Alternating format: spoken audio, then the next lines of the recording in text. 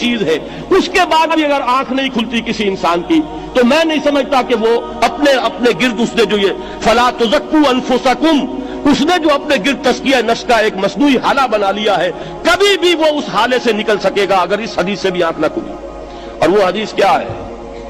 مولانا اشرف علی تھانوی نے اس کو اپنے جو خطبات جمعہ ہیں ان میں نقل کیا ہے، بیہقی کی روایت ہے۔ اوحى اللہ عز وجل الى جبرائیل علیہ الصلوۃ والسلام ان اقلب مدینۃ کذا وکذا باہلھا، اللہ نے حکم دیا حضرت جبرائیل کو فلاں فلاں بستیوں کو الٹ دو اس کے رہنے والوں سمیت۔ قال فقال، حضور نے فرمایا، اس پر حضرت جبرائیل نے عرض کیا بارگاہ خداوندی میں، ان فیہا عبدک فلانا لم یعصک طرفۃ عین، پروردگار اس بستی کو الٹ دوں، اس میں تو تیرا فلاں بندہ بھی ہے جس نے کبھی پلک جھپکنے جتنی دیر بھی معصیت میں بسر نہیں کی۔ اب آپ اندازہ کیجئے، یہ جو ہے نا اپنے آپ کو رگڑنا اور مانجنا اور پوری زندگی رگڑنے میں اور مانجنے میں لگا دینا، ہم بعض بزرگوں کے تذکرے میں سنتے ہیں اتنے اللہ والے تھے کہ ان کا گھوڑا بھی کوئی مشکوک دانہ نہیں کھاتا تھا، اور وہ خود جو ہے وہ انگریز کی عدالت میں بیٹھے ہوئے اور انگریز کی نوکری کر رہے تھے۔ یہ ہے وہ میکروسکوپک اور مائکروسکوپک کا عدم توازن،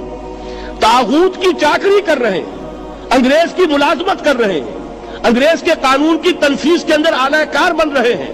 لیکن ذاتی تقویٰ اور ذاتی نیکی اور ذاتی للہیت جو ہے اس کا معیار یہ ہے کہ ان کا گھوڑا بھی مشکوک چارہ اور مشکوک کھانا نہیں کھا سکتا۔ یہ ہے وہ عدم توازن، اس کو نوٹ کیجئے گا، جس کو کہ اس حدیث میں محمد رسول اللہ صلی اللہ علیہ وسلم نے واضح کر دیا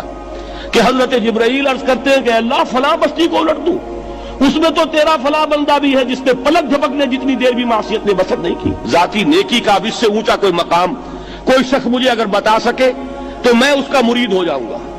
اس سے اونچا کوئی مقام ہوگا کہ آنکھ جھپکنے جتنی دیر بھی کسی نے معصیت میں بسر نہیں کی، ذاتی نیکی کی معراج۔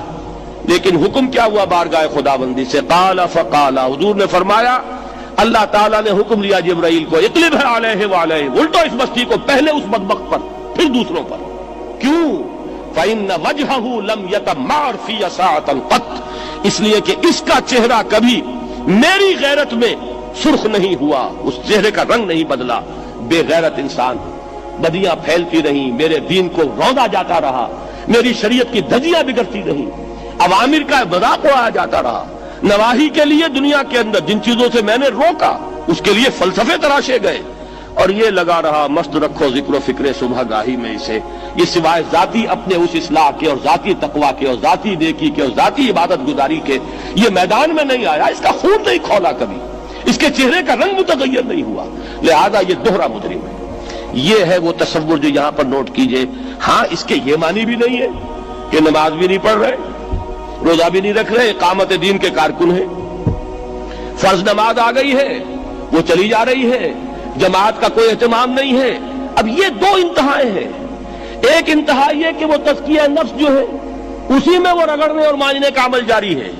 ایک یہ کہ اس کا سرے سے کوئی تعلق ہی نہیں، اپنی ذات سے بحث ہی نہیں۔ وہ کیفیت وہ ہو گئی ہے جو یہود کی آئی ہے قرآن مجید میں کہ تامرون الناس بالبر وتنسون انفسکم وانتم تتلون الکتاب، کیا تم لوگوں کو نیکی کا حکم دیتے اور اپنے آپ کو بھول جاتے ہو؟ یہ دوسری انتہا ہے۔ پھر وہی بات عرض کروں گا، وہی بال سے زیادہ باریک اور تلوار کی دھار سے زیادہ تیز راستہ ہے جس پہ چلنا ہوگا کہ نہ یہ ہو